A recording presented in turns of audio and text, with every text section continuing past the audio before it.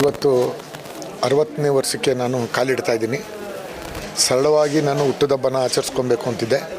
ಆದರೂ ಇವತ್ತು ಎಲ್ಲ ಕಡೆಯಿಂದನೂ ಜನ, ನಮ್ಮ ಮೈಸೂರು ಅಂತಲ್ಲ ಎಲ್ಲ ಕಡೆಯಿಂದನೂ ಬರ್ತಾಯಿದ್ದಾರೆ.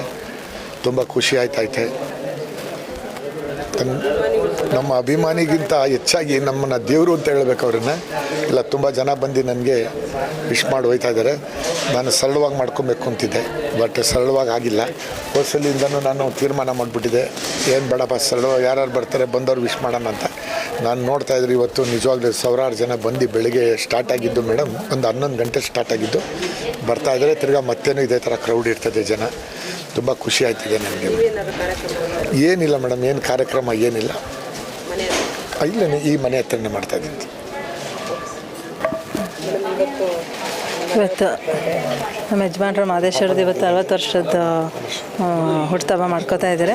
ಬೆಳಗ್ಗೆಯಿಂದ ಸಹ ಅವರ ಅಭಿಮಾನಿಗಳು, ವಿದೇಶಿಗಳು ಎಲ್ಲ ಸಹ ಬಂದು ಅವ್ರಿಗೆ ತುಂಬ ಪ್ರೀತಿಯಿಂದ ಬಂದು ಶುಭನ ಹಾರೈಸ್ತಾ ಇದ್ದಾರೆ. ಅವರಿಗೆ ಚಾಮುಂಡೇಶ್ವರಿ ದೇವಿ ಒಳ್ಳೇದು ಮಾಡಲಿ ಅಂತ ಕೇಳ್ಕೊತೀನಿ. ಭಾಳ ಖುಷಿಯಾಗುತ್ತೆ. ನಮ್ಮ ಜೊತೆಗೆ ಎಲ್ಲರೂ ಯಾವುದೇ ಒಂದು ಪ್ರೋಗ್ರಾಮ್ ಮಾಡಬೇಕು ಅನ್ನೋ ಪಾಪಣ್ಣ, ರಮೇಶ್ ಅಣ್ಣ, ಕೃಷ್ಣಮೂರ್ತಿ ಸರು ಎಲ್ಲ ಒಂದು ಅವ್ರ ಫ್ರೆಂಡ್ಸ್ ಎಲ್ಲ ಯಾವುದೇ ಒಂದು ಕಾರ್ಯಕ್ರಮ ಮಾಡಬೇಕು ಅನ್ನೋ ಒಂದು ಡಿಫ್ರೆಂಟಾಗಿ ಮಾಡ್ತಾರೆ. ಇವತ್ತು ಸಹ ಅವರು ನಮ್ಮ ಯಜಮಾನ್ರು ಬರ್ತ್ಡೇಗೆ ವಿಶ್ ಮಾಡೋಕ್ಕೆ ಬಂದಿದ್ದಾರೆ. ಅವ್ರಿಗೆ ಆರೋಗ್ಯ ಆಯಿಸ್ಕೊಡ್ಲಿ ದೇವರು ಅಂತ ಕೇಳ್ಕೊತೀನಿ. ಕ್ರಮ ಏನಿದೆ ಅಂತ ಕೇಳಿದ್ರೆ, ಇವತ್ತು ಕಾರ್ಯಕ್ರಮ ನಾವು ಹುಟ್ಟುಹಬ್ಬದ ದಿನವೇ ಮಾಡಬೇಕು ಅಂತ ಏನಿಲ್ಲ. ಅವ್ರಿಗೆ ಡೈಲಿ 100 ಜನ ಬರ್ತಾರೆ ಮನೆಗೆ, ಒಂದು ಸಹಾಯನ ಕೇಳ್ಕೊಂಬರ್ತಾ ಇರ್ತಾರೆ. ಅವ್ರು ಡೈಲಿ ನಮ್ಮಲ್ಲಿ ನಮ್ಮ ಕೈಲಿ ಏನಾಗುತ್ತೆ ಅದು ನಮ್ಮ ಯಜಮಾನರು ಮಾಡ್ಕೊತ ಬರ್ತಾಯಿದ್ದಾರೆ. ಕಾರ್ಯಕ್ರಮ ಇವತ್ತೇ ಮಾಡಬೇಕು ಅಂತೇನಿಲ್ಲ, ಡೈಲಿ ನಡೀತಾ ಇರುತ್ತೆ ರೊಟೀನ್ ಅದು.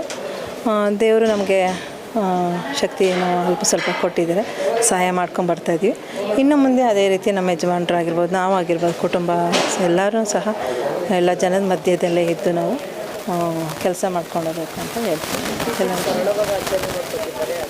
ಇಲ್ಲ, ಅವರು ಹೋದ ವರ್ಷವೇ ಡಿಸೈಡ್ ಮಾಡಿದ್ರು, ಬೇಡ ಸರಳವಾಗೇ ಮಾಡ್ಕೊಳ್ಳೋಣ ಅಂತ ಅಂದ್ಬಿಟ್ಟು ಮಾಡ್ಕೊತಾ ಇದ್ದಾರೆ.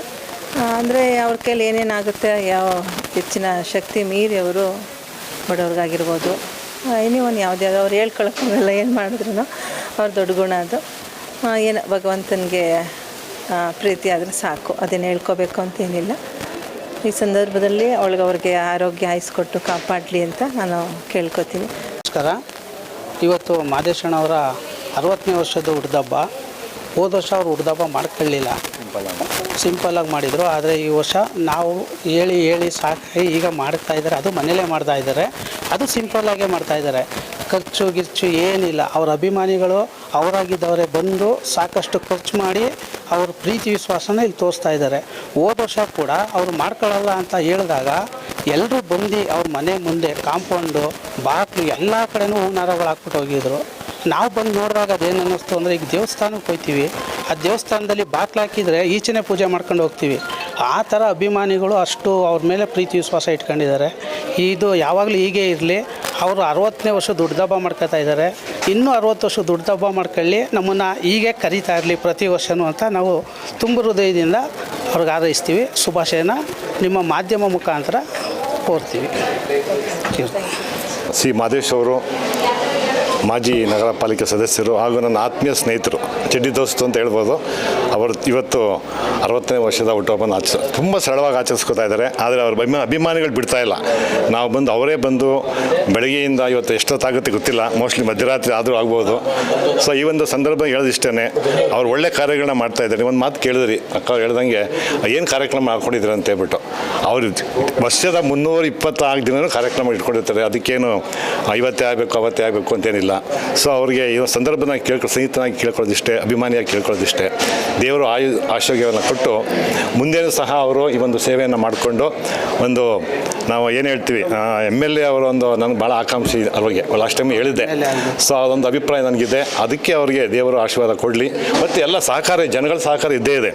ಸೊ ಅವ್ರಿಗೆ ಆಶೀರ್ವಾದವನ್ನು ಕೊಟ್ಟು ಮುಂದೆ ಸಹ ಅವರು ಬರ್ತಡೇನ ನಮ್ಮ ರಮೇಶ್ ಹೇಳ್ದಂಗೆ 60 ವರ್ಷಗಳು ಇನ್ನೂ 60 ವರ್ಷ ಆಚರಣೆ ಮಾಡಿಕೊಳ್ಳಿ.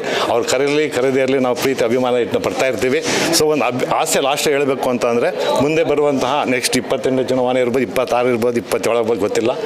ಅದರಲ್ಲಿ MLA ಒಂದು ಸ್ಥಾನವನ್ನು ಕೊಟ್ಟು ಇನ್ನೂ ಹೆಚ್ಚಿನ ರೀತಿಯಾದಂತಹ ಒಂದು ಕೊಡುಗೆ ಅಂದರೆ ಸೇವೆಯನ್ನು ಮಾಡಲು ಅವಕಾಶ ಮಾಡಿಕೊಳ್ಳಿ ಅಂತ ಈ ಸಂದರ್ಭದಲ್ಲಿ ಹೇಳ್ಕೊತೀನಿ.